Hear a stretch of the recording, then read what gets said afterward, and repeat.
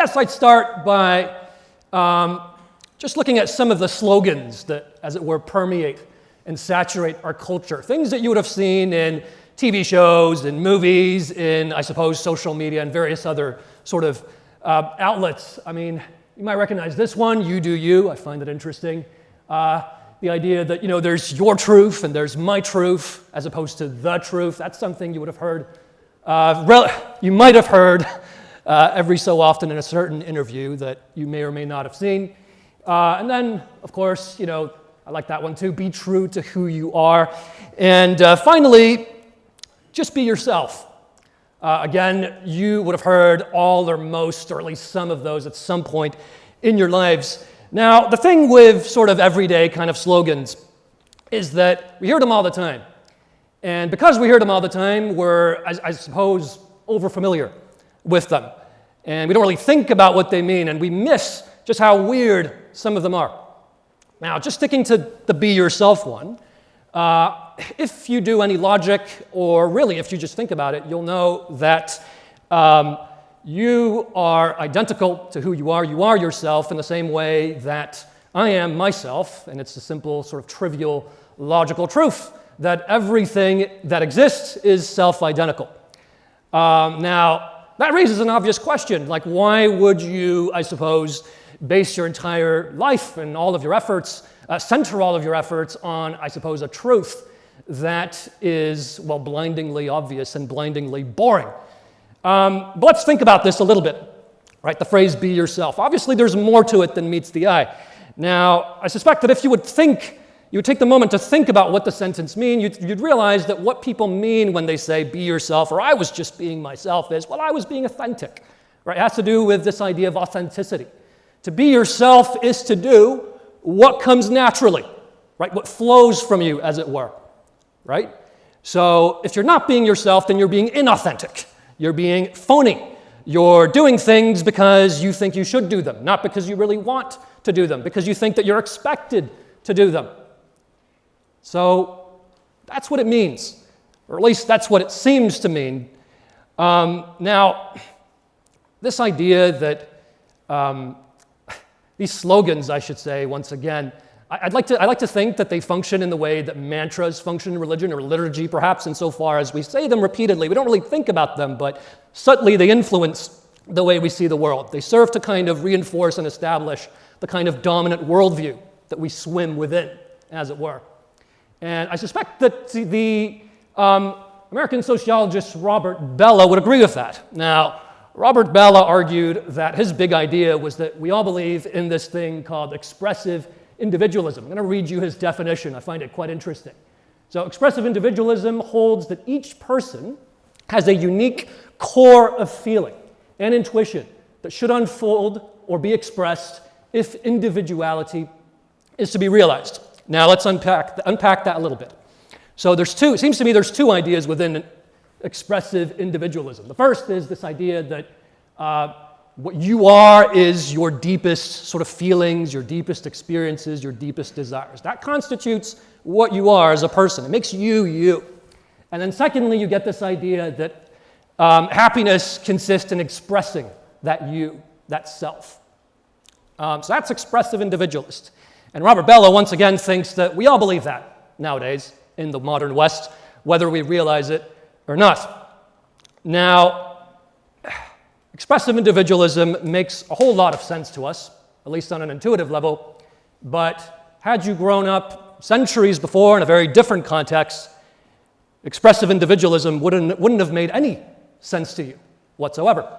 Let's look at another quote, which I think, I came across this on social media, and I think it encapsulates expressive individualism quite well. So, in life and love, stay true to yourself, never change who you are, nor sacrifice what you want to become what someone else demands.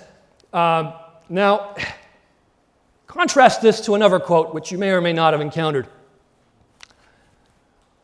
"If any man would come after me, let him deny himself and take up his own cross and follow me. For whoever would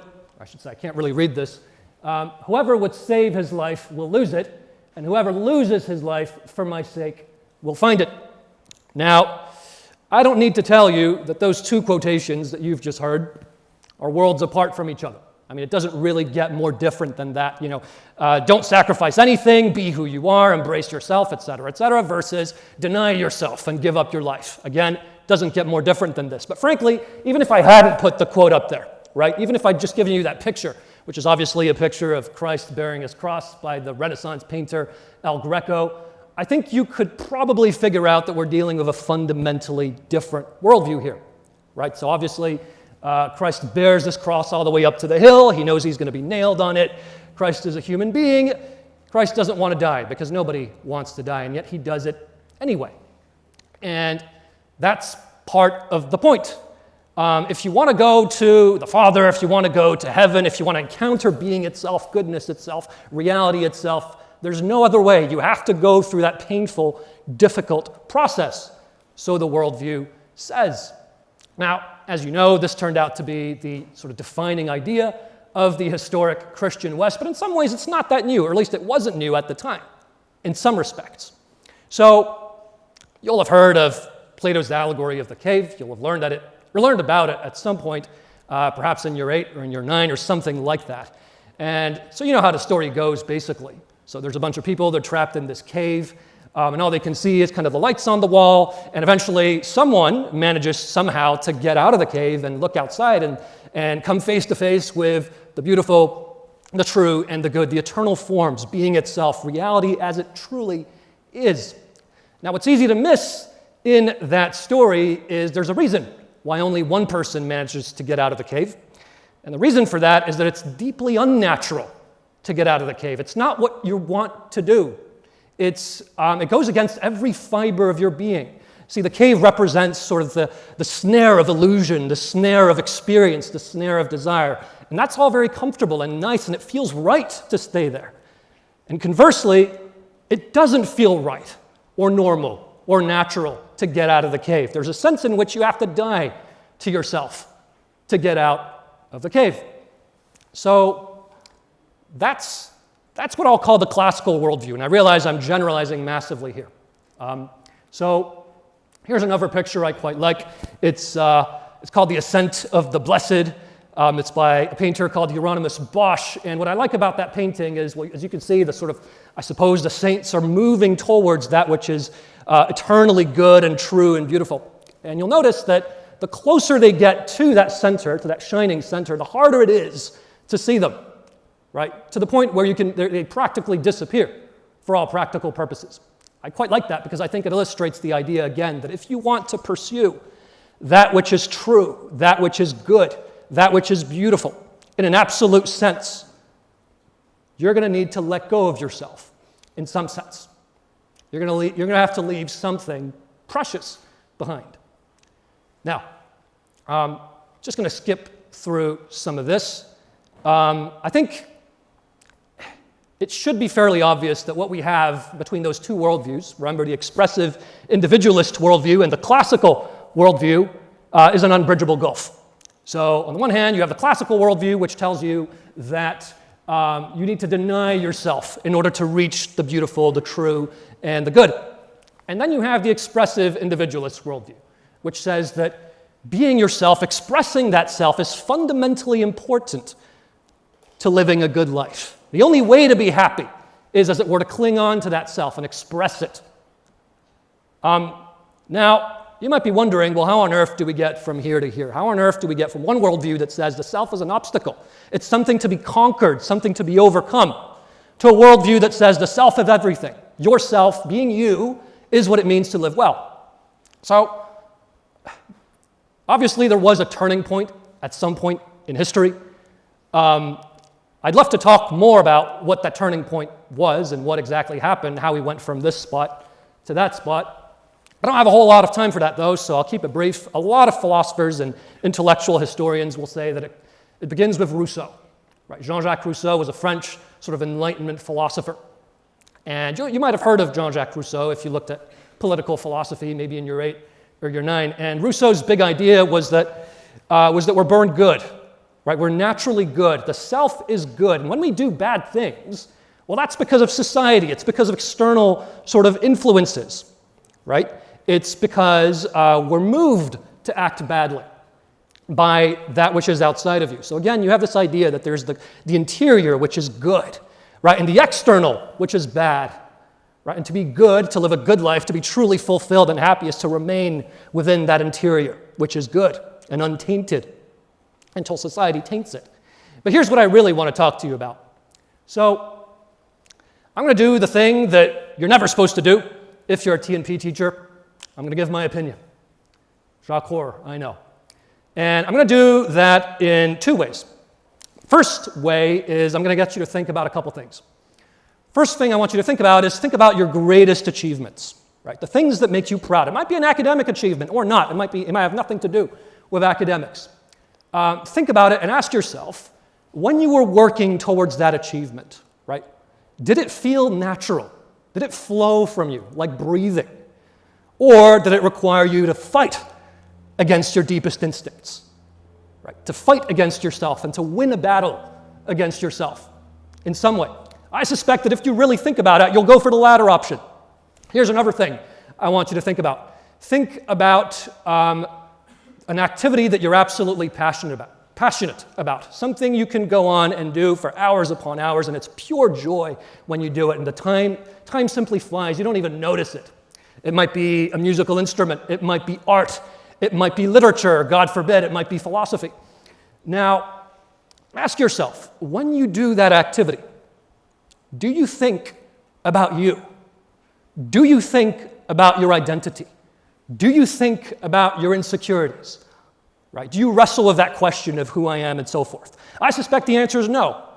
And the reason it's no is because when you do that activity, you're immersing yourself in something that is wholly other to you. You are freed from yourself. Suddenly yourself doesn't matter anymore, right? Because you are encountering something that is wholly other to you. Here's another thing I want to talk about. Think about the practical consequences of expressive individualism. I could go on about this for ages, but I won't. I'll keep it short. First of all, say we all want to express ourselves. We have this idea of like this individual self, and we want to express it above anything else, right? So I want to express myself, my idea of myself, and you want to express your idea of yourself. So my goal is different to your goal. And what I want, what I'm moving towards, isn't what you're moving towards, right? And we're all kind of in that position. I think there's something a little bit lonely about that, right? We're not gathering around, again, an objective true, an objective good, an objective beautiful. Instead, we've all got our own little internal worlds that we're obsessing over. Again, I think it's lonely. But it gets worse than that, because my self-expression of myself might get in the way of your self-expression, right? Which means we'll be in conflict, right? We're not both going to be able to do what we want to do. And we're not gathering around these eternal sort of principles like Plato's forms, right? Which means that we're fragmented from each other, we're alienated from each other. Inevitably, we're disappointed as well, because I want myself to be expressed and I want to be affirmed or recognized as being who I am. But let's face it, it doesn't always happen, because people don't necessarily understand myself. They can't see me, only I can see me. So here's what I want to finish on. And I'll try and make this quick. There's been this quote from a book that I've been reading, and it's been haunting me in the last month or so. It's a book that was given to me by my good friend, Mr. Davis. It's called The Hero with a Thousand Faces. It was written by a mythologist called Joseph Campbell. A mythologist is someone who studies mythology. And so Campbell wrote this big book in which he argued that every myth, be they Greek myths or Egyptian myths or Mesoamerican myths, it doesn't matter. They all have this kind of same grand narrative, a monomyth, as he called it. And here's a passage that, again, has been sort of keeping me awake at night. And I'll end with this. The hero is the man or woman who has been able to battle past their personal and historical limitations to the generally valid, normally human forms. I'm still not quite sure I know exactly what that means. But here's what I think it means, and I'll run this through you and then you can think about it. I think Campbell is saying that to be a hero is to conquer the self, to move beyond the self, to overcome the limitations of those particular things that happen to characterize you through some contingent fact about history. and to encounter that which is eternal, that which is wholly other, that which is different to you, the beautiful, the true, and the good, the so-called transcendentals. And I'll leave you with this, right? It seems to me that, at least if I understand this correctly, you have a choice, right? You can either wallow and obsess and think about who you are and how to express that and what it means for you to express that, right? And let that overwhelm you. Or you can move beyond that and be a hero. What's it going to be? Thank you.